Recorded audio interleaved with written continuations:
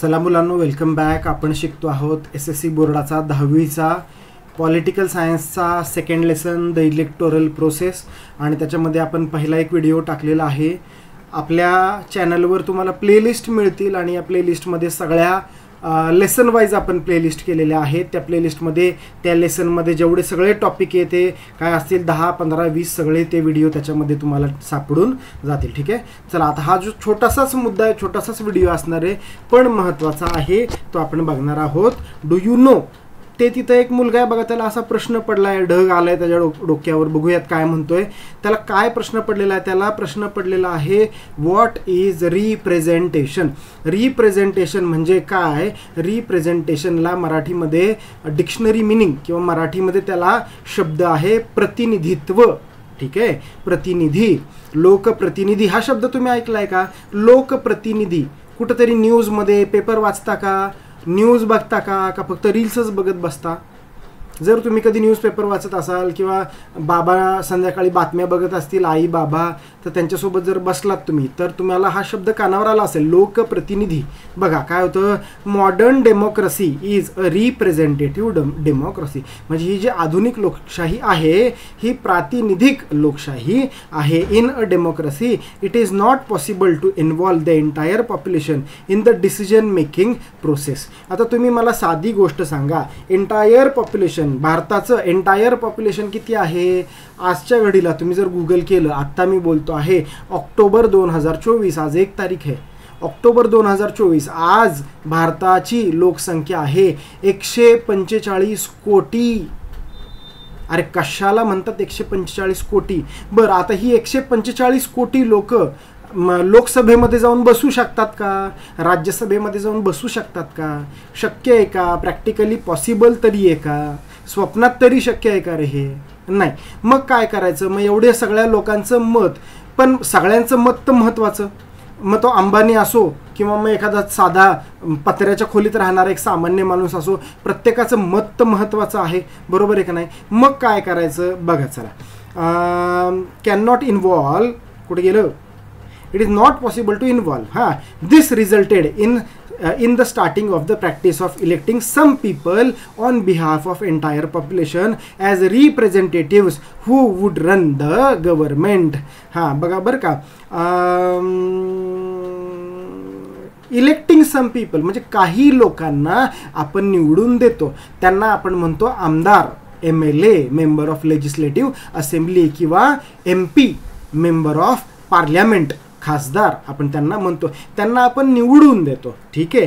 कशासाठी? As representative who would run the government. म्हणजे ते लोक काय करतात? ते लोक सरकार चालवतात आपल्या, on behalf of people. Right. Okay. The representatives who form the government are expected to be responsible. बरं, आता साध्या भाषेमध्ये मी सांगतो. आता समजा आता मी बारामतीमध्ये राहतो, बरोबर आहे का? बारामतीचे MP कोण आहेत? बारामतीचे MP आहेत खासदार सुप्रियाताई सुळे, आणि बारामतीचे MLA म्हणजे आमदार आहेत अजितदादा पवार. ठीक आहे. यांना लोकांनी का निवडून दिलेलं आहे सांगा? कुठल्या पण प्रतिनिधीला लोक का निवडून देतात? कारण की त्या प्रतिनिधीने आपल्या एरियाचा विकास करावा. विकास करावा म्हणजे काय करावं? चांगले रस्ते बांधावे, ब्रिज कुठं गरजेचं असेल, उड्डाणपूल कुठं गरजेचं असेल तो बांधावा, पब्लिक ट्रान्सपोर्टेशन, रेल्वे असेल, बसेस असतील, एरोप्लेन्स असतील, एअरपोर्ट्स असतील, किंवा अजून काय गार्डन्स असतील, लायब्ररीज असतील, फुटपाथ असतील, गव्हर्मेंट स्कूल्स असतील, गव्हर्मेंट हॉस्पिटल्स असतील, हे सगळं नीट करावं, कायदा आणि सुव्यवस्था ठेवावी. बरोबर आहे का नाही? ही अपेक्षा असते का नाही? ही त्यांनी केली पाहिजे, एवढी साधी अपेक्षा आहे. त्याच्यानंतर बघा शेवटचं वाक्य काय बघा, the representatives who form the government. म्हणजे ही जी लोक आहेत हे पुढे जाऊन गव्हर्नमेंट बनवणार आहेत. ठीक आहे. Are expected to be responsible म्हणजे हे कसे असले पाहिजे? हे जबाबदार असले पाहिजे, बुद्धिमान असले पाहिजे, त्यांना त्या जबाबदारीची जाणीव पाहिजे की अरे आपण आमदार आहोत, आपण खासदार आहोत, आपण मुख्यमंत्री आहोत, आपल्याला किती मोठं आपल्या पुढं कामाचा पसारा वाढून ठेवलेला आहे, आपल्याला हे सगळं व्यवस्थित करायचं आहे ह्याची त्यांना जाण असली पाहिजे. Responsible to the people and give preference to the welfare of the people. आणि त्यांनी काय केलं पाहिजे? त्यांनी लोकांच्या मागण्यांना लोकांच्या ज्या काही मागण्या त्या मागण्या त्यांनी तातडीने दुरुस्त केल्या पाहिजे. फॉर एक्झाम्पल आता बारामतीमध्ये आमच्या इथं रस्त्यांचा प्रॉब्लेम नाही आहे, पण समजा अमुक एखादी कुठला आता XYZ कुठला तरी एखादा जिल्हा असेल, कुठला तरी लोकसभा मतदारसंघ असेल, तर तिथं रस्त्यांचा खूप मोठा प्रॉब्लेम आहे. तर तिथल्या आमदारांनी तिथल्या खासदारांनी आधी काय केलं पाहिजे, रस्त्यांच्या कामांकडे लक्ष दिलं पाहिजे. बरोबर आहे का? एखाद्या जिल्ह्यामध्ये जर गुन्हेगारी वाढली असेल तर तिथल्या आमदार खासदारांनी काय केलं पाहिजे, त्या गुन्हेगारीवर लक्ष म्हणजे ती गुन्हेगारी कशी कमी होईल या गोष्टीकडे सगळ्यात पहिले लक्ष दिलं पाहिजे. तुमचा मुद्दा लक्षात येतोय का मला काय म्हणायचं आहे ते? राईट, ठीक आहे. ह्याला म्हणतात रिप्रेझेंटेटिव्ह.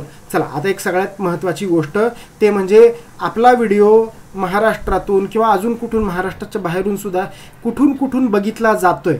एक तर तुम्ही तुमच्या गावाचं नाव, तुमचं लोकसभा मतदारसंघ आणि तुमचा विधानसभा मतदारसंघ कोणता आहे हे तुम्ही मला कमेंटमध्ये कळवायचं आहे. आणि तुमच्या एरियामध्ये तुमच्या मतदारसंघामध्ये खासदार कोण आहेत आणि आमदार कोण आहेत हे मला कळवायचं आहे.